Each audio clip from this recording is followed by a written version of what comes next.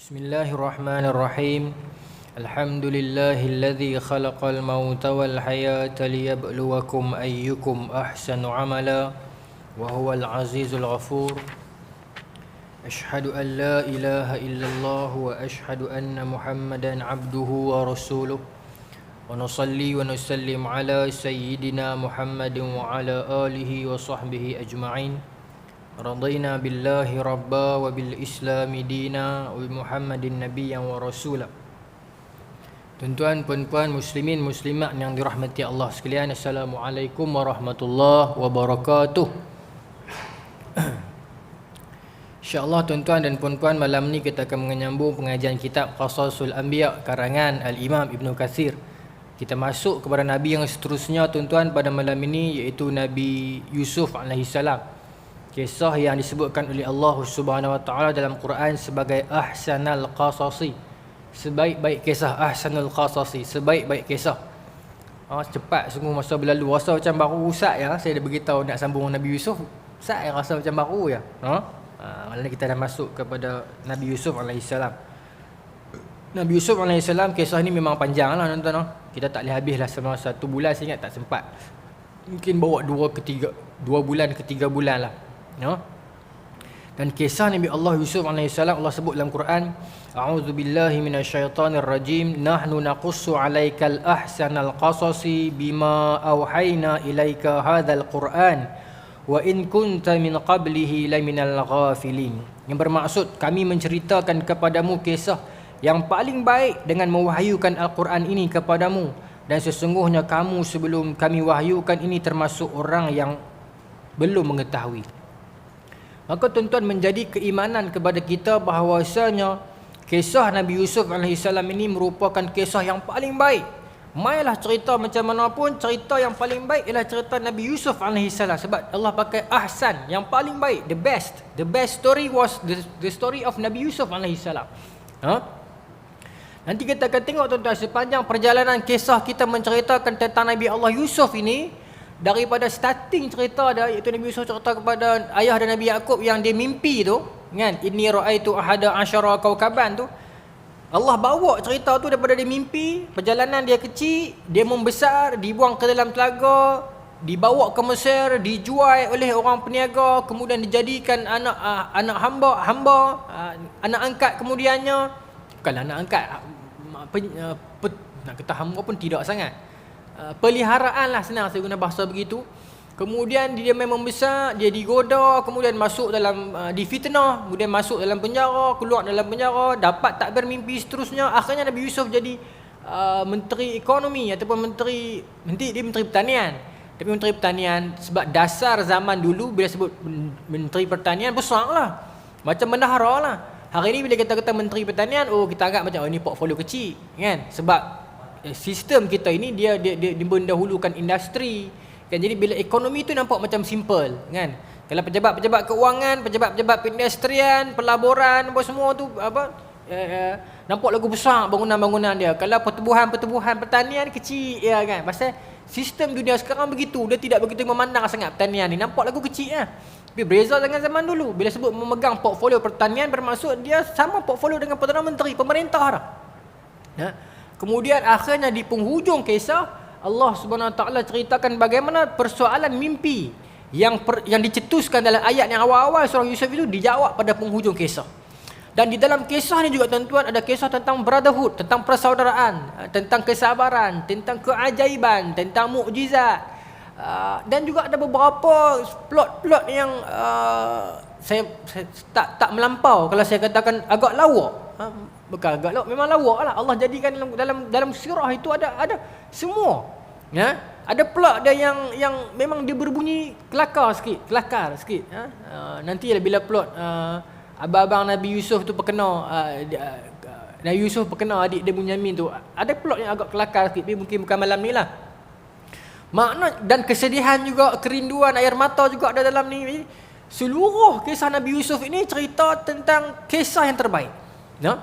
Kalau kita buka tafsir Ibn Kathir, di dalam menceritakan tafsir ayat ahsanul qasasi ni, kenapa? Di dalam tafsir menyebutkan bagaimana Imam Ahmad meriwayatkan dari Syuraih bin Nu'man dari memberitahu kami, Hisham memberitahu kami, Khalid memberitahu kami dari Imam Sya'bi, dari Jabir bahawa Umar Al-Khattab radhiyallahu anhu pernah mendatangi Nabi SAW dengan membawa kitab yang diperoleh dari sebahagian ahlul kitab, lalu dia membacakan kepada baginda. Saya ringkaskan, dia ada banyak versi ni. Ada dua version. Satu version dalam hadis Musnad Ahmad sebut dalam menafsirkan ayat ini, mengatakan sebab nuzul ayat, iaitu kisah Sayyidina Umar pernah datang membawa lembaran kisah-kisah dalam Taurat ataupun dalam rujukan lama ataupun di dalam kitab-kitab orang Yahudi, kitab sebahagian ahlul kitab. Ada cerita-cerita yang menarik. Maka Nabi SAW nak counter yang tu bagi tahu ada cerita lebih menarik daripada tu. Sebab tu turun ayat Quran bagi tahu, nahnu naqussu alaika ahsanal qasasi. Kami akan cerita kepada kamu kisah yang ahsan minhu, kisah yang lebih baik daripada kisah yang bawa balik ni. Dan ada satu version lagi menyebutkan, dalam tafsir kita akan jumpa para sahabat minta agar Rasulullah SAW cerita apa yang menarik.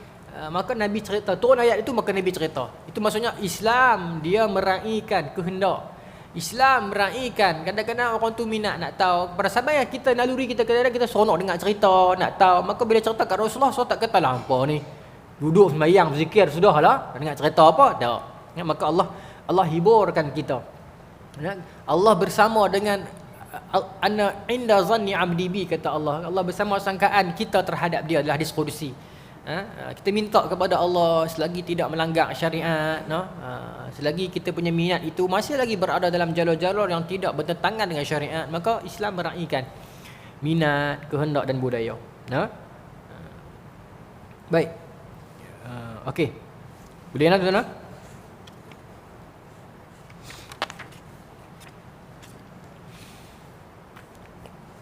Rasulullah SAW bersabda bahawasanya, ini hadis riwayat Ahmad, sesungguhnya manusia yang paling mulia, anak kepada orang yang mulia, cucu pada orang yang mulia ialah Yusuf, kerana Yusuf itu anak Yakub, Yakub itu anak Ishak, dan Ishak itu anak Ibrahim. Maknanya dia mulia, dia Rasul, baginda Rasul, bapa baginda Rasul, tok wan baginda Rasul, moyang baginda pun Rasul. Itu Nabi Yusuf AS, kemuliaan dia. Baik. Para ahli tafsir menceritakan bahawa Yusuf pernah bermimpi, kita nak start yang tu. Yusuf pernah bermimpi ketika dia masih kecil, sebelum pernah bermimpi basah. Dia sebut dalam ni mimpi balik. Sebelum mimpi itu lagi datang. Yusuf bermimpi melihat 11 bintang. Ke-11 bintang itu mengisyaratkan jumlah saudara-saudaranya, iaitu 11 orang. Jadi Bani Israel ada berapa orang? 12 lah. Sebab termasuk dengan Nabi Yusuf. Sedangkan matahari dan bulan itu mengisyaratkan kepada kedua orang tuanya. Inni ra'aitu ahada asyara kaukaban wasyamsa wal qamar. Ya Allah, wahai ayah, saya telah bermimpi semalam melihat 11 bintang, matahari dan bulan. Ra'aituhum li sajidin. Saya melihat mereka sujud kepada saya ataupun tunduk hormat kepada saya.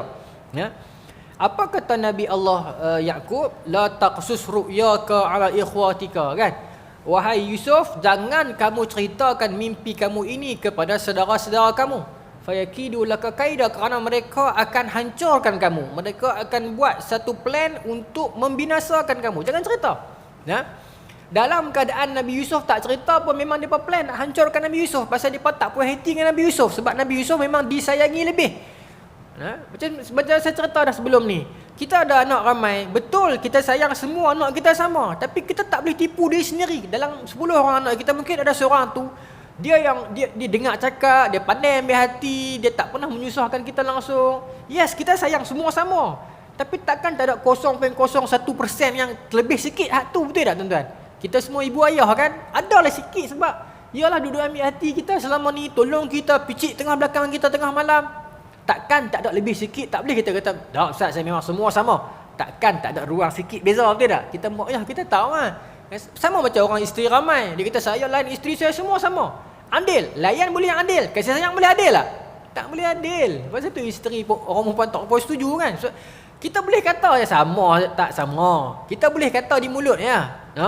Tak sama. Jadi sayang itu subjektif. Kita tak boleh kata aku ni seorang ibu yang gagal. Kenapa gagal? Kerana aku terlebih sayang anak aku anak nombor 3 tu berbanding anak nombor 2. Tak gagal lah. Kalau dia memang jaga kita baik, ambil hati kita, tak pernah melawan kita, terlebih sikit. Asalkan kita punya treat, kita punya layanan kita tu sama. Cuma rasa yang kita tak boleh kontrol tu tuan-tuan. Betul tak? Rasa ni boleh kontrol tak? Tak boleh kontrol. Perasaan tu tak boleh kontrol tuan-tuan. Perasaan ni. Kita punya fitrah, natural kita ni tak boleh kontrol. Saya ingat masa satu ketika saya GSTT, bukan sekolah sekarang lah, sekolah dulu, sekolah agama. Ada budak mai kat saya teriak-teriak, kalau teriak sedih dia beritahu saya ni telah berzina hati, kata kat saya kan. Saya kata pasal apa? Saya suka kat seorang perempuan. Susah hati kawan sampai tak boleh periksa pasal dia rasa bersalah. Sekolah agama bagus. Saya kata pasal apa? Saya suka kat seorang perempuan tu, ada ustaz beritahu kalau suka kat perempuan ni zina hati. Saya kata baguslah suka kat perempuan. Dia terkejut tengok saya atas bawah. Dia siapa cikgu kata bagus. Yalah kalau suka kat lelaki susah hati pula. Suka kat perempuan kira bagus lah. Baru dia rasa lega sikit. Tapi tak ada yang cuma mentah-mentah konsep tu tak ada lah. Suka kat perempuan itu memberi pertandaan hang normal. Lepas tu barulah kita kontrol dia kan. Tak boleh kita hukum dulu kan. Baik. Itu menandakan dia normal daripada kecil-kecil suka kat lelaki, sama-sama lelaki, itu susah hati. Jadi kita kena hiburkan dia dulu. Okey. Apa yang sedang alami sekarang ni memang biasa. Sebab dalam kalau saya nak pergi kepada psikologi sikit, ada teori psikososial Sir Erik Erikson dia sebut. Pada fasa itu ada satu fasa dia sebut sebagai fasa intimacy, iaitu pada usia remaja lah. 14 sampai 18 kot ingat saya. Dia akan rasa perasaan nak berpasangan. Dan tak semestinya pasangan dia itu perempuan ataupun lelaki, tapi mungkin pasangan dengan mak dia, ayah dia, boleh teman dia main futsal, boleh teman dia tengok wayang, boleh duduk dengan dia. Dia ada fasa yang ada teman. Kita tak boleh tafsirkan intimasi itu hubungan percintaan saja, tidak. Dia intimasi ni dia nak pasangan. Itu ditafsirkan oleh Sir Erikson lah. Jadi memang fasa dia nak, they want their voices heard. Dia mau suara dia didengari. Dia nak orang pandang dia. Sebab tu budak-budak ni kadang-kadang dia dekat TikTok dia menari semua. Kadang-kadang bukan dia jahat sangat, tapi dia nak orang tengok dia.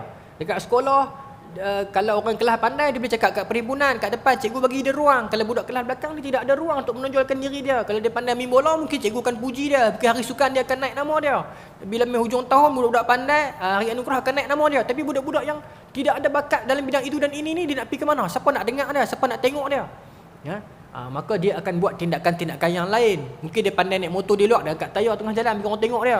Bukan dia jahat, tapi dia nak orang pandang yang aku pun ada kebolehan juga. Yang perempuan dia akan buat semiul, yang menari-nyanyi itu kan, semiul tu kan. Pasal apa?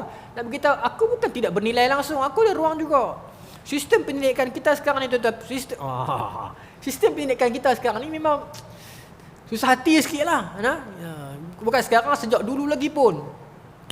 Usaha ke arah itu ada, kata kerja ada, banyak ada. Tapi bila outcome dia tak seperti mana yang kita harapkan. Saya bagi contoh, saya bukan cakap tak ada ni, saya duduk dalam bidang. Contoh misalnya, kita bagi tahu, kita tak mau anak-anak kita terlalu exam oriented. Dulu orang buat UPSR. Sedangkan UPSR itu bukannya untuk UPSR itu bukan untuk ukuran untuk pandai ataupun bodoh, tidak. UPSR itu dia nak menilai adakah dia mencapai tahap sekolah rendah punya standard. Itu saja. Tapi bila lama-kelamaan UPSR itu dia jadi satu medan untuk kita ukur, medan untuk letak ranking sekolah, cikgu makin stres dan tertekan, maka akhirnya budak-budak jadi exam oriented. Anak kita dah 3 tapi tuition dah malam-malam. Stres dia. Dia masuk sekolah rendah, dia dah start berlumba dah. Jadi jam pendidikan. Lepas tu bila orang kritik kerajaan membuka dasar, kita buat sekarang ni agar budak-budak kita tak nampak pandai dekat belajar saja. Nampak bagi luar. Kita buat TP sekarang kan tak ada periksa dah. Murah TP pun dia buat segi. Akhirnya bila mai keluar periksa, dia buat ranking juga. Sekolah mana GPS tinggi, sekolah mana GPS rendah. Bila dia datang tentang ranking, murah lah, tak boleh main. Dan kita pun begitulah. Kemudian dia buat dah sekolah-sekolah yang nak mempelbagaikan bakat. Saya minta maaf tuan-tuan saya sebut. Adakah saya akan kena saman dengan sebut ni? Tak ada ke? Ini bukan politik kan? Ini kritik. Tak ada masalah kot. Kita buka sekolah seni kebangsaan. Saya sebut nama tu. Salah. Sini ramai lawyer boleh backup saya nanti.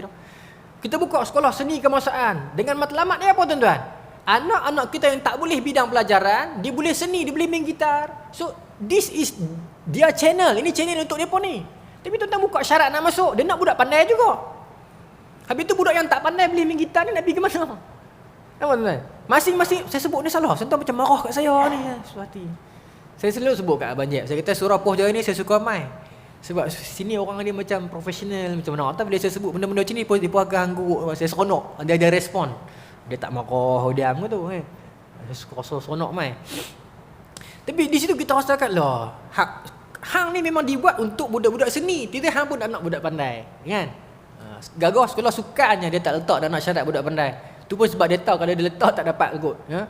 Kalau tidak dia pun nak budak pandai. Akhirnya budak-budak yang sederhana, dia bukan tak pandai, cuma kepandaian dia bidang lain. Dahulunya kita punya mentaliti budak pandai wajib sains. Wajib sains stream, tak boleh pergi bidang lain. Betul tak? Budak pandai wajib pergi bidang sains. Akhirnya budak yang dia pandai tapi dia tak pandai sains, dia dipaksa masuk ke kelas sains, apa jadi kat dia? Sedangkan bidang itu luas lagi, no? Baik. Saya sambung, no. Itu sistem pendidikan kita. Supaya saya boleh pergi sampai pendidikan, tak apalah saya kongsi dalam kuliah-kuliah ni kita kongsi. Baik. Maka mereka akan merakukan perancangan la taqsus ru'yaka, kata Nabi Yaqub, jangan kamu cerita mimpi kamu ni. Ini satu lagi pedoman yang Islam ajak kita. Dan tuan-tuan, tentang mimpi. Adakah Islam menolak mimpi? Tak. Islam tak menolak mimpi. Dalam Quran ada kisah tentang mimpi ni. Dalam surah Yusuf ni banyak kisah tentang mimpi-mimpi orang. Mimpi Nabi Yusuf juga dan mimpi orang lain juga yang Nabi Yusuf takwilkan. Kemudian kisah-kisah tentang mimpi-mimpi Firaun misalnya, kan? Kita dah baca mimpi Namrud misalnya. Kemudian dalam hadis ada banyak kisah-kisah tentang mimpi. Bahkan sebahagian, bukan sebahagian lah, beberapa persen daripada kisah-kisah Isra' dan Mi'raj itu yang orang salah faham sebagai kisah Isra' Mi'raj ialah kisah mimpi Rasulullah dalam hadis Sahih Bukhari, ya. Dan ada juga dalam hadis Nabi SAW lepas sembahyang subuh, Nabi akan kalih belakang. Nabi akan tanya para sahabat, siapa-siapa yang mimpi semalam, mai aku nak tolong takwil. Maknanya ada macam tu, nah. Ada orang, dan dalam Islam juga ada beberapa tokoh yang pakar di dalam mimpi. Antaranya saya selalu sebut Muhammad bin Sirin, ulama tabi'in besar. Muhammad bin Sirin tokoh pakar mimpi. Saya nak cerita pasal dia juga. Saya akan selit dalam kisah Nabi Yusuf ni nanti. Bagaimana dia menakwilkan mimpi-mimpi yang dahsyatlah. Nah, kemudian pada zaman pada zaman Imam Abu Hanifah, ada juga seorang lelaki penafsir mimpi, tapi saya tak ingat nama dia. Tapi dia juga zaman Muhammad bin Sirin lah. Nah, yang Imam Abu Hanifah bermimpi dia korek kubur Rasulullah. Imam Abu Hanifah dimimpi dia korek kubur Rasulullah. Maka dia susah hati, tuan-tuan. Bila dia khabarkan kepada ahli takwil yang sebenar, maka ahli takwil bagi tahu itu bukan mimpi yang buruk, itu mimpi yang bagus. Itu bermaksud hang akan kutip koleksi khazanah Rasulullah, hang akan kembangkan ajaran Rasulullah sallallahu alaihi wasallam. Jadi begitu. Jadi takwilan mimpi itu wujud dalam Islam. Muhammad bin Sirin, nantilah tuan-tuan bulan depan saya mai kita dalam bab mimpi ni saya akan cerita beberapa kisah unik tentang orang yang bermimpi. Dan cerita dekat Muhammad bin Sirin dan dia takwilkan. Banyaklah, ada orang cerita saya minum air, kemudian tengah duk minum tu gelas saya jatuh pecah. Dia cerita hang akan gugur anak hang kandungan. Banyaklah. Dan benda tu betul. Itu bermaksud Islam tidak menolak takwilan mimpi. Dan ada orang ahli dalam bidang mimpi. Cuma dalam zaman sekarang adakah masih ada? Ada. Cuma kita tak tahu. Kita tak tahu siapa. Kalau kita tahu silakan.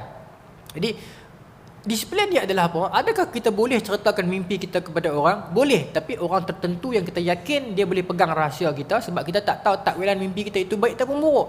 Dan yang keduanya, kita jangan cerita kepada orang yang akhirnya akan binasa. Akan jadi sama ada orang akan musnahkan kita ataupun kita akan musnahkan orang. Sebab Nabi kata ar-ru'ya salasa. Mimpi itu ada 3 jenis. Busyra minallah. Yang pertama, mimpi kisah yang baik. Kita melihat arwah tok nenek moyang kita mai dalam pakaian yang baik, tidak bercakap, senyum tengok kita. Mimpi yang baik. Itu hiburan daripada Allah, berita gembira daripada Allah. Mimpi juga hiburan. Saya orang yang kaki mimpi. Saya tak tahu tuan-tuan dengan saya sama ataupun tidak. Saya kerap mimpi. Dan kadang-kadang bila saya bangun dan tidur, saya kata, seronoknya mimpi semalam. Macam mana nak ambil episod kedua? Tak boleh dah keluar dah kan? Tapi kadang-kadang kita duduk dalam mimpi tu, kita lah paling besar sekali, kita lah Perdana Menteri, kita lah seronok alami. Kadang-kadang Allah, Itulah cara Allah hiburkan kita dalam keadaan begitu. Kadang-kadang kisah-kisah yang baik itu busyra, berita gembira itu datang daripada Allah. Kemudian kata Nabi, yang kedua itu kadang-kadang satu lagi ialah rajulun yuhaddis bihi nafsahu, iaitu lelaki yang dia terlalu kerap mengangankan sesuatu. Dia nak sesuatu, dia nak sangat, igau sangat nak benda tu, dia tak dapat di alam nyata. Dia akan bawa ke alam mimpi. Dia panggil apa? Igauan, intuition kan. Igauan, dia akan bring benda kemahuan dia itu masuk ke alam mimpi dia. Ya? Dan itu yang terjadi kepada sebahagian ajaran sesat di Malaysia.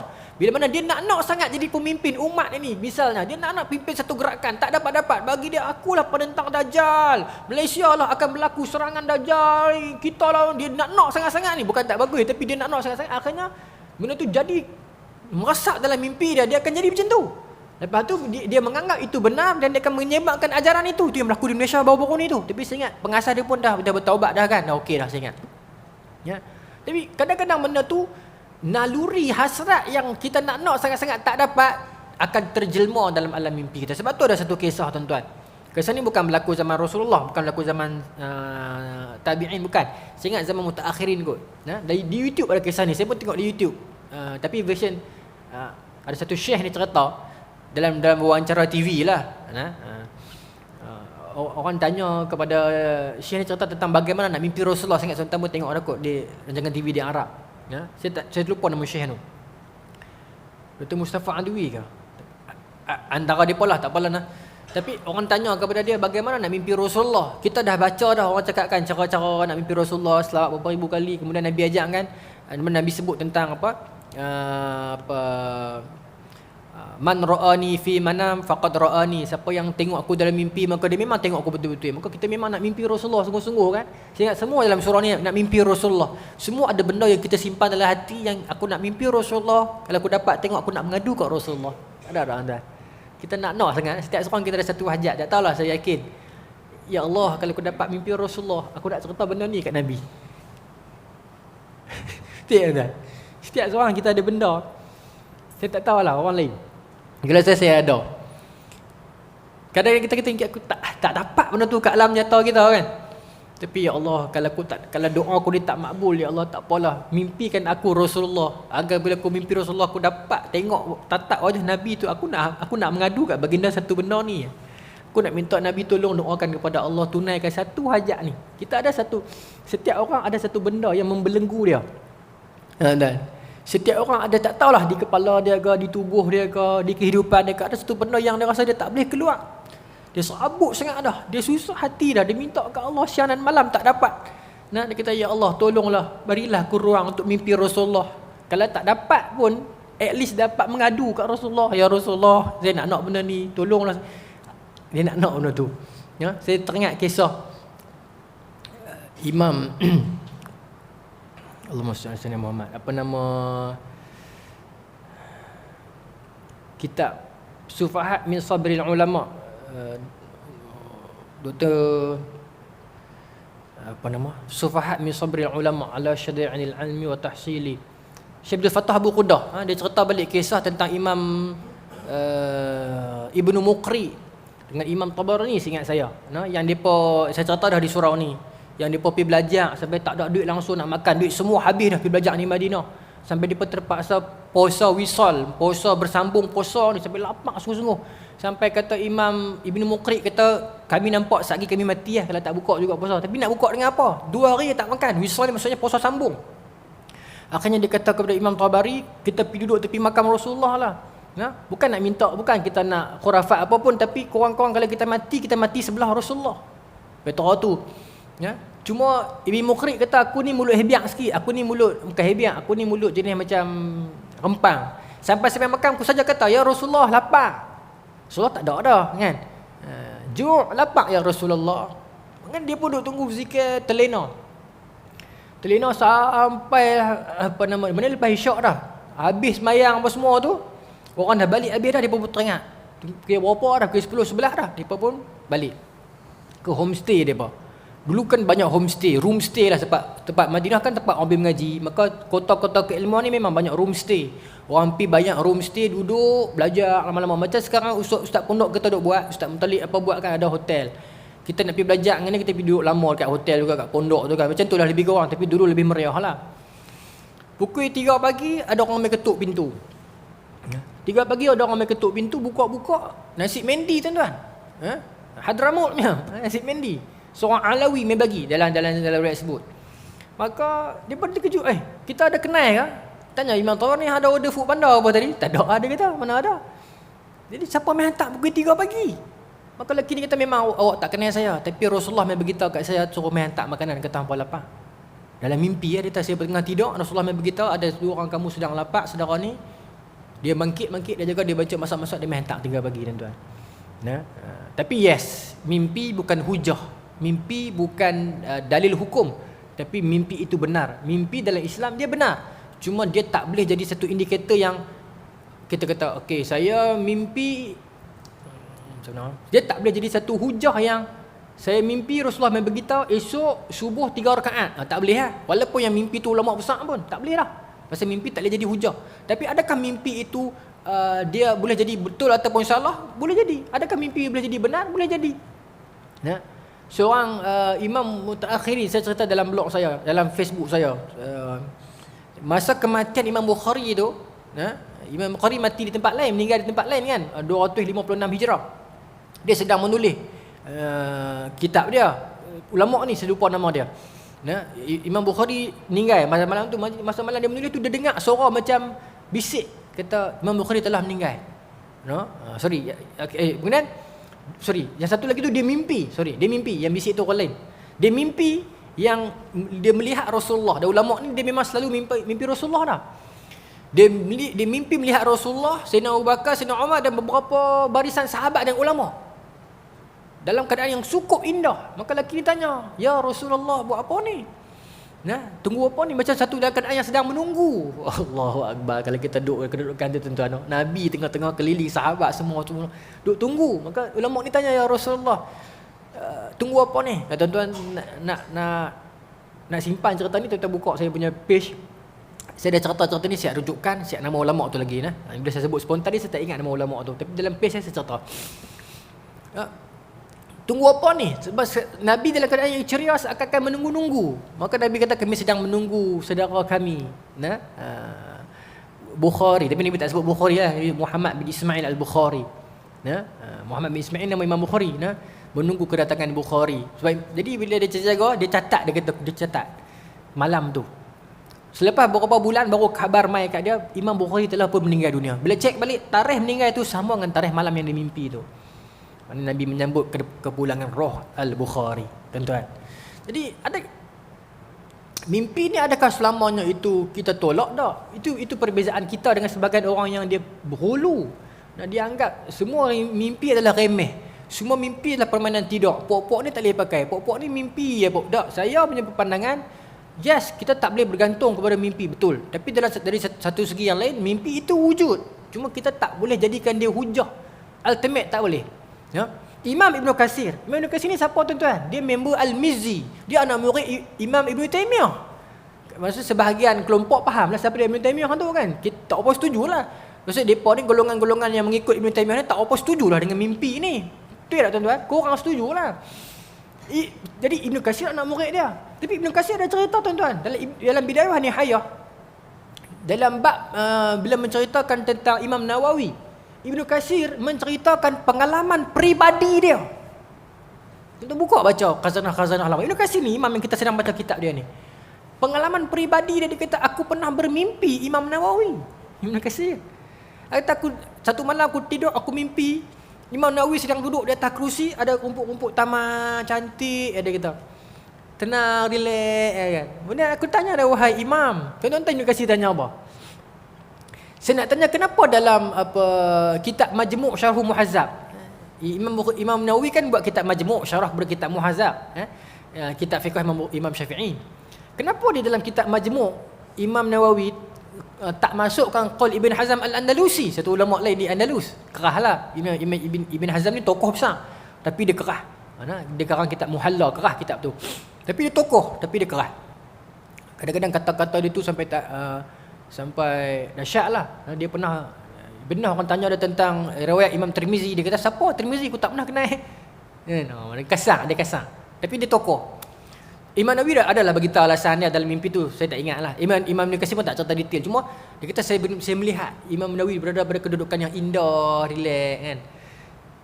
Satu segi saya bila saya baca kisah macam tu, saya teringat, Ibn Katsir pun apa yang dia nak sangat jawapan, masuk dalam mimpi dia.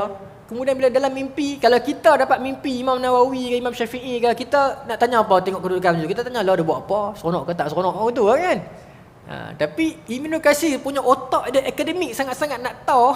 Bila jumpa dalam mimpi pun dia tanya benda yang akademik. Kenapa dalam kitab Majmu' itu tak masukkan kalam Ibn Hazm? Dahlah Ibn Nawawi jelas. Tapi Ibn Katsir tak cerita detail apa jawapan Imam Nawawi. Sebab apa? Sebab Ibn Katsir pun tahu jawapan dia tak boleh jadi hujah. Kalau dia cerita pun orang lain tak boleh ambil jawapan tu sebagai hujah. Oh, sebab ni Imam Nawawi tak boleh, sebab itu mimpi. Boleh jadi itu sangkaan dia, boleh jadi itu yang saya kata intuition dia, igawan dia kan. Jadi dia tak cerita. Cuma dia beritahu aku melihat Imam Nawawi. Dan banyak lagi lah kisah-kisah mimpi-mimpi yang lain yang bermaksud Islam tidaklah menolak mimpi. Cuma ada garis panduan dia. Saya bimbang dua kelompok kita sekarang. Satu kelompok yang terlalu bermimpi. Hatta sampai tahap dalam bab politik pun kita akan jual mimpi. Saya minta maaf, saya tak setuju. Tak boleh. Sebab mimpi itu orang tak boleh ukur. Kalau tidak, konok kat kita, kalau dia boleh mimpi, kita boleh mimpi. Kalau kita mimpi, aku mimpi ulama ni suruh undi parti aku. Saya parti seorang kata, aku mimpi ulama ni pula suruh mimpi parti aku. Tak sudah sampai benda ni. Satu kelompok dia akan banyak bermimpi. Itu masalah dia. Lah ni duk kalut mimpi Muhammad Qasim. Kalau ni lama dah. Ni saya cerita dia sekali kena serang dalam YouTube ni. Berseramai pengikut dia. Dah masuk dah dalam channel-channel Abang Jack apa semua ni dah masuk dah. Saya dah baca komen kan, you have to respect Muhammad Qasim. You know he is the future Mahdi. Saya ingat Qasim ni saya tak kenal siapa, orang Pakistan kot. Saya ingat dia duduk mimpi sejak saya UAE sampai keluar saya anak dua dah. Lama sungguh dia mimpi. Banyak sangat tidur. Ramalan ni bukan kita kata nak nafikan, tapi dia tak boleh jadi hujah. Tapi pengikut dia sangat tegar. Dulu ada seorang ustaz yang suka buat reaction tu dari YouTube tu. Dia ada komen pasal mimpi Qasim ni. Oi, pengikut Qasim ni hak Melayu ni memang mengamuk maki dia dalam YouTube tu. Walaupun kita tak setuju dengan dia jugalah, tapi dalam bab itu kita sokong dia lah kan. Memang mengamuk. Saya baca komen tu, dia ada ni kena. Saya pun tak kenal Muhammad Qasim tu. Ramai lah kata kat saya, ustaz kena ikut dia ustaz. Dia ni memang benar. Dia Imam Mahdi. Oh, susah hati saya. Jadi saya kata, kita kelompok yang kita tidak terlalu bermimpi dan kelompok yang tidak meremehkan mimpi. Kita datang di tengah-tengah. Itu sifat Islam banyak kita begitu. Nabi meraihkan mimpi. Kan Nabi tanya para sahabat, mimpi apa semalam aku nak tolong takwil. Dan para ulama juga mimpi. Ada Muhammad bin Sirin ulama yang menafsir mimpi. Wahab bin Munabbih yang pakar juga dalam ilmu mimpi. Ramai. Tetapi kita tidak terlalu bermimpi banyak sangat. Tidak meletakkan mimpi itu sebagai sumber yang pertama. Min adillatil ahkam Islam, tidak jadikan dia sebagai pendalilan, tidak. Begitu. Sebab kalau mimpi itu tidak benar, kalau mimpi itu tidak wujud, Allah tidak jadikan kisah mimpi Nabi Yusuf dalam Quran. Bertanda Allah bagi tengok. Dan kadang-kadang kita pun bermimpi benda yang sama, tapi kita tak tahu tanda dia apa kan. Kadang-kadang. Dan pernah tak tuan-tuan, deja vu. Tuan-tuan pernah bermimpi benda tu, tiba-tiba alhamdulillah, satu ketika tuan-tuan, aku macam pernah mimpi. Orang putih kata deja vu, apa dia orang? Kan? Dulu arwah tok saya kata roh hang keluar awal. Kan? Roh hang pergi tempat dulu. Sebab roh kita tak bind by time. Dia menarik juga benda ni. Dia tak terikat dengan masa, so dia boleh melangkaui pergi situ, pergi sini. Jadi dia dah pergi tempat dulu. Jadi baru jasad pergi pada masa depan. Aku rasa macam aku pernah mimpi benda ni. Kan? Okay? Allah Ta'ala alam. Persoalan roh ni adalah ilmu milik Allah. Itu roh ialah ilmu milik Allah, kita tak tahu. Kita tahu sikit-sikit, itu ulama jelaskan kita, tapi selebihnya kita tak tahu. Sebab dia hak mutlak Allah. Baik. 8.42 baru cerita pasal mimpi. Banyak orang nak cerita pasal mimpi ni, tapi saya selit-selit dah. Okey, baik. Jadi Nabi Yusuf dia mimpi. Pasal kisah Nabi Yusuf ni banyak berkaitan dengan Nabi Yusuf mimpi, kemudian Raja Mesir mimpi, kemudian ada dua orang banduan mimpi, kan? Baik. Jadi bila Nabi Yusuf cerita kepada ayah dia kata jangan cerita ke orang. Itu panduan yang kita kena ambil. Iaitu tengok orang juga. Jangan kita asal dapat mimpi kita cerita ke orang. Asal dapat mimpi kita cerita ke orang. Tak boleh. tengok juga masa dan ketikanya. Baik. Okey, setelah dia menceritakan kepada ayahnya, maka ayahnya itu menjadi tahu bahawa anaknya itu akan memperoleh kedudukan yang tinggi dan mulia. Nabi Yaqub tahulah. Oh, cerita macam ni Nabi Yaqub boleh baca dah. Anakku ni akan jadi somebody. Jadi jangan cerita kat orang lain pasal ayah ni dia kenal semua anak dia. Termasuk mak lah. Dia kenal. Kemudian Nabi Yaqub menyuruh agar Nabi Yusuf menyembunyikan dan tidak menceritakan mimpinya itu kepada saudara-saudaranya, agar tidak timbul kedengkian mereka yang hanya akan menjadikan mereka akan melakukan tindakan kejahatan terhadap Nabi Yusuf. Baik. Menurut Ahlul Kitab, Nabi Yusuf setelah menceritakan mimpi itu kepada ayahnya, maka ayahnya mengatakan bahawa engkau akan menjadi Nabi. Baik. Itu pendapat Ahlul Kitab. Okey. Seterusnya. Jadi Nabi Yusuf cerita ke tak? Sebahagian kata cerita. Ada sebahagian kata tak cerita. Tapi kita ambil dalam Quran, dia tak beritahu kita detail sama Nabi Yusuf cerita ataupun tak cerita. Kita sambung. Laqad kana fi Yusufa wa ikhwatihi ayatul lisailin iz qalu li Yusuf wa akhuhu ahabbu ila iz qalu li Yusuf wa akhuhu ahabbu ila abina minna wa nahnu usbatun inna abana la fi dhalalim mubin. Ini Allah cerita kepada kita, Itu ketika mana saudara-saudara Nabi Yusuf mengatakan ayah kita itu menyayangi Yusuf lebih daripada kita. Ayah kita menyayangi ahabbu ila abina. Yusuf tu lebih disayangi di sisi ayah kita berbanding kita. Wa nahnu usbatun inna abana la fi dhalalim mubin. Sedangkan kita yang kuat, kita abang-abang yang banyak tolong, kita yang nak misi rumput lah, basuh kereta, semua kita. Dia duduk dalam bilik tapi ayah sayang dia lebih. Dia kata, betul duduk dah. Pasal kita wa nahnu usbah, kita lagi kuat. Kita yang nak buat kerja teruk ni. Awak pak bisa sayang dia lebih.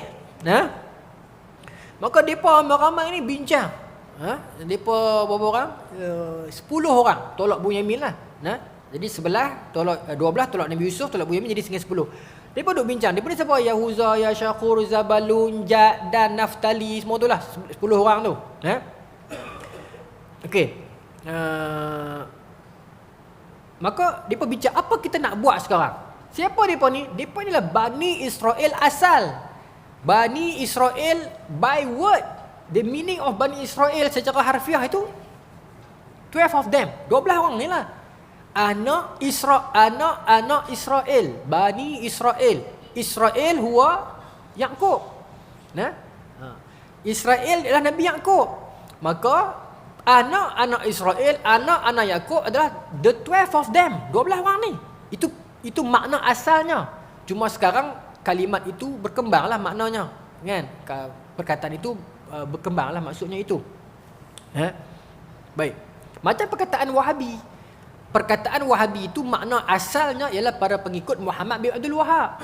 Cuma sekarang bila orang kata siapa Wahabi, tidak semestinya pengikut dia saja, mungkin orang yang mengikuti ideologi dia. Dan maksud itu di tempat yang berlainan memberi makna yang berlainan. Di Eropah Wahabi bermaksud teroris. Di Malaysia mungkin Wahabi bermaksud kelompok, saya tak tahu lah nak kata siapa-siapa, tapi dia maksud itu berkembang dan berbeza dan berubah-ubah. Dia berkembang. Berkembang. Sensitif pada sebahagian orang dan tidak pada sebahagian orang. Baik, sambung. Sambunglah. Maka kat mana tadi? Okey, maka dia berbincang. 12 orang ni bincang. Nak buat apa? Okey. Maka salah seorang dalam kalangan dia berkata apa? Yang ni pun menarik. Bani Israel punya perangai tuan-tuan tengok dah. Tapi depa ni akhirnya depa bertaubat, tapi nanti anak cucu depa tu lah akan berkembang, ada jadi jahat, ada jadi baik, seronok. Kalau kita tuan-tuan minat kisah Bani Israel, tuan-tuan kena dengar daripada sini. Ini sejarah asal dia. Asal 12 yang awal sekali yang diturun keturunan sampailah Nabi Musa nanti tu kan, yang Allah kata idrib bi'asakal hajar, ketuklah tongkat kamu ke batu, akan keluar min husnata asyrata aina, akan keluar 12 mata air, yang setiap seorang dalam kalangan mereka akan minum satu jalur keturunan, akan minum satu mata air, 12 keturunan. Maksud sampai zaman Nabi Musa. Yang ni 12 yang asal pemilik keturunan itu. Maka one of them kata, uqtulu Yusuf. kita bunuh bang Yusuf. Sudah tuan-tuan, ni level depa punya tak puas hati kat adik, sanggup bunuh. Nah, sanggup bunuh. Tapi dalam sejarah Melayu pun ada tuan-tuan kan. Contoh macam sejarah Sultan Mahmud Melaka. Satu kisah dia membunuh. Bukanlah dia bunuh, tapi kematian adik dia tu misteri. Apa nama adik dia tu? Sultan Ibrahim ke? Bukan. Tapi tuan-tuan macam sejarah Melayu. Nah, adik dia tu lebih digemari oleh rakyat. Jadi kemudian berlaku kematian pada zaman pada zaman Sultan Mahmud. Okey. Uqtulu Yusuf. Bunuh Yusuf. Au itrahu ardan, ataupun buang dia ke tempat lain. Ya. Ataupun bunuh kemudian lempak dia, ataupun kita pakat, kita lempak dia ke daerah lain, negeri lain sampai orang tak boleh jumpa dia. Ya. Itrahuhu ardan yakhlu lakum wajhu abikum. Ya. Kita buang dia sampai ayah tak boleh jumpa dia dah lah. Cuma yang menarik dia ayat sambungan ni. Lepas dia berkata kita bunuh dia. Kalau kita tak bunuh pun kita, ataupun lepas kita bunuh kita pergi buang mayat dia jauh, ataupun kita tak mau bunuh pun kita pergi lempak dia jauh-jauh sampai siapa pun tak boleh jumpa dia. Lepas bagi cadangan macam tu, apa kata depa? Wa takunu min ba'dihi qauman salihin. Lepas kita bunuh dia, kita taubat nah. Oh, orang Yahudi. Oh sorry, Bani Israel peringkat awal buat jahat lu. Allah Maha Pengampun kan? Kalau kita buat salah, kemudian kita minta ampun, Allah ampunkan kita. Lepas tu kita buat salah balik, adakah kita dikira sebagai bermain-main ataupun menipu Allah? Tak. Sebab kita tak mampu nak kawal. Saya cakap berlapik dengan hadis tuan-tuan. Nabi kata kalau anak Adam itu buat salah, minta ampun, Allah ampunkan. Dia patah balik, buat balik, minta ampun lagi, Allah ampunkan lagi. Berkali-kali. Ini hadis Ibn Umar. Ya. Lepas tu dia buat salah balik, minta ampun balik, Allah ampun balik. Lepas tu dia buat salah balik, Allah ampun balik. Nah, hadis tu panjang. Sampai lah dia kata if'alu ma syi'ta. Buatlah tasakan hadis tu panjanglah nak kata Allah, nak kata Nabi, kata Allah, hamba-Ku itu inna abda, sungguhnya hamba-Ku ini dia tahu yang dia itu ada Tuhan yang boleh menghukum dia ataupun mengazab dia, tapi dia pilih untuk minta ampun, maka aku ampunkan dia, kata Allah. Nabi sebutlah hadis. Nah, hadis tu panjang. So dia berulang-ulang buat salah minta ampun, Allah ampun. Buat salah minta ampun, Allah ampun. Boleh ke? Boleh. Cuma kita tak boleh dengan niat, okey Allah akan ampun balik, aku buat jahat dulu, lepas aku minta ampun. Itu yang tak boleh.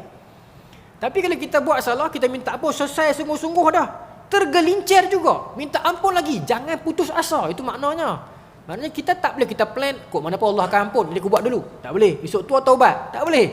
Nah, saya cerita dah kan. Kalau bukan di surau ni, di tempat lain. Yang saya ada kawan-kawan di UAE dulu, orang Arab. Ya. Cuti SEM yang pendek-pendek, dia pun tak balik. Alah, tuan-tuan pun ramai bekas UAE sini kan. Cuti SEM dia pun tak balik. Dia pun pergi Thailand. Pergi cari perempuan-perempuan Thailand, hak lelaki lah. Bila kita melawak, tak apa. Tak apa, dia kata balik esok buat umrah, habis dia kata lagu tu. Dia pun faham macam tu. Dia kata, hang yakin Allah Ghafurur Rahim. Dia beritahu tazkirah kat kita pula. Tapi maknanya dia plan dulu. Kita boleh pergi buat kerja ni, balik esok kita pergi buat umrah. Dia orang Mekah. Jadi gitu. Yang tu yang tak boleh. Sama macam kes ni. Dia kata tak apa, lepas kita bunuh Yusuf, wa takun min ba'dihi, kita lepas tu kita jadilah orang yang soleh. Lagu tu. Yang tu yang tak boleh. Tapi kalau kita minta ampun dah, tergelincir juga, minta ampun lagi, tergelincir juga, minta ampun lagi. Jangan berhenti ya. Sebab tu kita minta kepada Allah, ya muqallibal qulub tsabbit qulubina ala dinik.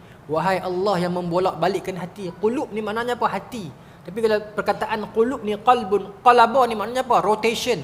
Sebab tu hati kita ni rotate. Sebab tu ada orang terjemah qalbun ini jantung kan. Sebab dalam jantung kita ni kan ada rotation. Tidak, dia ada apa, aorta, pulmonary vein, pulmonary artery, dia masuk ke otak, keluar ke bawah. Saya pun tak faham sangat, tapi jadi begitu kan. Jadi rotation dia. Jadi dia boleh terjemah two way. Satu di sudut physically pun memang betul, memang rotate darah dalam jantung kita. Satunya qalb, kita terjemah sebagai jantung hati juga, sebagai kalbu pun boleh juga. Qalbu bukan kalbu, kalbun. Kalbu ni anjing, qalbu. Ya? Hati, jantung hati pun boleh juga. Sebab hati kita berbolak-balik. Hati kita berbolak-balik. Iman bertambah dan berkurang. Al-iman yazidu wa yanqus. Iman itu bertambah dan berkurang. Tapi kalau kita pergi perbincangan dengan orang usuluddin, dia akan kata orang Mu'tazilah dia tak terima iman yazid wa yanqus, dia tak terima. Pasal bagi dia, macam mana iman boleh bertambah dan berkurang? af'alul iman, ya dia kata. Kalau af'al boleh. Maksudnya hang mencuri pagi, petang sembahyang. Boleh dia kata. Tapi iman itu sendiri mana boleh tambah dan kurang.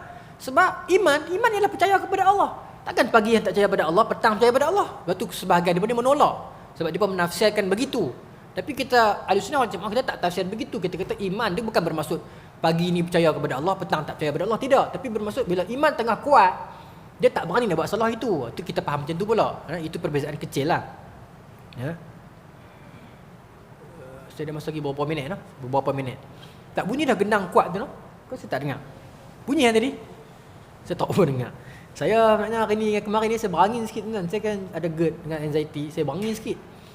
Tapi saya fikir kalau saya tak mai kuliah malam ni saya akan lagi teruk. Saya akan duduk di rumah melepek saya lagi teruk. Jadi saya paksa juga saya mai. Alhamdulillah pasal saya duduk ceramah dah setengah jam ni saya rasa macam okey pula. Mungkin ni sebahagian daripada sebab orang yang kalau ada anxiety GERD ni dia kena bermasyarakat juga kena. Interaksi pun dah sekurang sikit. Even saya rasa juga sikit-sikit kadang dia rasa macam layang-layang macam tu. Tapi yes, kita kena lawan juga. Kalau kita duduk di rumah melepek dia akan lagi teruk. Dia akan kacau perasaan, kacau fizikal, tak stable dan sebagainya. Tak apalah, biarlah teman contoh lagi dia trigger. Baik. Maka sebagai penutup tuan-tuan, bulan depan kita nak sambung apa kesudahan tu lah no. Depa cadang kita bunuh dia ataupun buang daerah, kemudian kita minta ampun pada Allah. Yang kedua kata, qala qailun minhum, qail. Sebahagian lagi kata apa pula? La taqtulu Yusuf, janganlah sampai bunuh kot. Jangan sampai bunuh. Kalau kita bunuh dia, apa beza kita dengan Qabil yang bunuh Habil, bunuh adik-beradik kandung. La taqtulu Yusuf, janganlah kita sampai bunuh dia. Tapi wa alquhu min ghayabatil jubbin yaltaqituhu ba'du sayyarati in kuntum fa'ilin. Okey. Janganlah bunuh Nabi Yusuf, tetapi wa alquhu fi ghayabatil jubbi, kita pergi lempak dia dalam perigi buta. Perigi jauh hujung kampung ada satu perigi buta ni, kita pergi lempak dalam perigi tu. Lepas tu dia kata pula yaltaqituhu ba'da sayyarah, sebab kawasan itu depa dah ada plan, maksudnya dah ada dalam bala dah ada ni. Kawasan tu memang musafir akan kerap lalu dan kadang-kadang depa akan pergi korek ayam pergi situ. Jadi depa akan jumpa dia insya-Allah. Dia kecil lagi. Sebab nanti dalam Quran kat sebut kan Nabi Yaqub takut Nabi Yusuf dimakan oleh serigala, bermaksud Nabi Yusuf kecil lagi. Baik. Maka dia berkata kita lempak dalam pergi tu, lepas tu nanti insya-Allah akan ada orang lalu pasal situ, kawasan musafir lalu. Bila musafir lalu akan jumpa dia, akan ambil dia dan akan bawa dia pergi tempat jauh. Supaya yaltaqituhu ba'du sayyarah, agar dia dipungut oleh sebahagian daripada ahli-ahli peniaga musafir ni. Kalau kita nak buat, kita buat lagu tu lah, jangan sampai bunuh. Maka dia pun setuju dengan cadangan kedua itu, iaitu tak payahlah sampai bunuh Nabi Yusuf, tapi kita lempak dalam perigi agar dia dipungut oleh orang lain. Maka tuan-tuan, plan mereka pun bermula lah. Yang mana mereka balik jumpa Nabi Yaqub, mereka beritahu, wahai Nabi Yaqub, wahai bapa, kami nak bawa Nabi Yusuf main. Nak keluar pergi main anak kami, adik kami kecil ni. Nabi Yaqub tak berani. Nabi Yaqub tak bagi, tak harap kat anak-anak dia ni. Tak harap. 301. Tak harap. Dia pujuk juga Nabi Yaqub tak bagi, tak harap. Dalam Quran, yang tuan-tuan dah baca ayat Quran, ada hukum tajwid yang ada tanda macam diamond tu. Kita bagi ishmam, yang kena cium mulut tu, yang kena buat ramang cium tu kan. Itu ayat itu cerita masa proses pemujukan depa dekat Nabi Yaqub lah. Alhamdulillah. Apa ayat tu? Qalu ya abana ma lakala ta'manna ala Yusuf kan, ayat tu kan. Tuan-tuan buka terjemahan. Ayat kita apa? Wahai ayah kami, adakah ayah ma lakala ta'manna ala Yusuf? Adakah ayah tak percaya kat kami nak jaga Yusuf tu? Setengah ahli tafsir kata depa tunjuk dengan mulut. Dia pun tunjuk dengan mulut. Bila dia pujuk Nabi Yaqub tu, ayah takkan tak percaya kami nak jaga Yusuf tu. Dekat pot tak ada adab, tunjuk dengan mulut nah. Sebahagian, saya tak kata semua. Kan tuan-tuan tanya ustaz tajwid, saya tak pasti dia jawab apa. Tapi dalam mufassirin sebut. Bacaan Ismam itu. La ta'manna ala Yusuf. Wahai ayah tak percaya kami nak jaga Yusuf tu. Maka dia pujuk Nabi Yaqub bagi dalam keadaan yang tak apa nak redha sangat, tapi bagilah dan anak sangat. Yang ni pun anak, itu pun anak. Kami akan jaga dia sungguh-sungguh apa semua, tak apa. Maka bila Nabi Yaqub bagi, depa pun bawa lah Nabi Yusuf jalan. Nabi Yusuf kan kecil lah. Bawa pergi tempat mainan tu yang depa pastikan dekat dengan perigi itulah. Jauh lah tuan-tuan, perjalanan nak pergi tu jauh, sampai bulan depan baru boleh serta balik. Punya jauh dia. Wallahu taala alam tuan-tuan. Saya nak cerita juga tinggal lagi 2 minit macam nanti tergantung lagi teruk. Saya berhenti pada takat yang baik. Kita cerita bulan depan yang berlaku kepada Nabi Yusuf selepas itu. Wallahu taala alam. Bismillahirrahmanirrahim. Allahumma rzuqna fahman nabiyyin wa ifdal mursalin wa ilmal malaikatil muqarrabin wa hdina fi hidayatil arifin bi rahmatika ya arhamar rahimin. Walhamdulillahirabbil alamin. Assalamualaikum warahmatullahi wabarakatuh.